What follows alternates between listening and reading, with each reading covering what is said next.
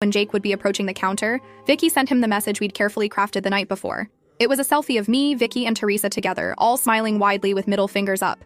Beneath it, Vicky wrote, "Surprise, asshole. Hope you enjoy your $17,000 vacation for one. Your girlfriend knows everything." We watched from our hiding spot as Jake received the message. He froze in the middle of the check-in line, staring at his phone. His face went from confusion to shock to horror in seconds. He looked around wildly as if expecting to see us.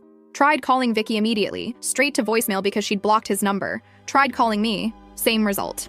Jake stepped out of the line, still staring at his phone in disbelief. He slumped onto a nearby bench, frantically typing, probably sending desperate messages that would never be delivered.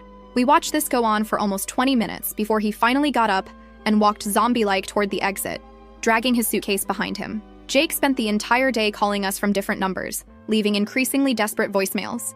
We ignored them all, focusing instead on phase 2 of our final plan. I'd also left a carefully worded letter on the kitchen table outlining exactly what we knew, along with printed copies of some of his worst messages about me, including the ones where he called me the most hideous thing and his Roomba that also pays rent. The letter explained that if he contacted me or Vicky again with any threats or harassment, the entire evidence folder would be sent to his parents, his boss, and posted publicly. Was all of this strictly necessary? Probably not.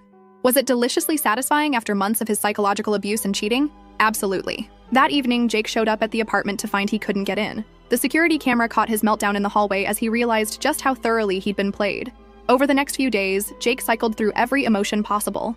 He sent emails begging for forgiveness, then angry ones calling us crazy bitches, then pitiful ones about how he'd lose his job if he couldn't repay his debts.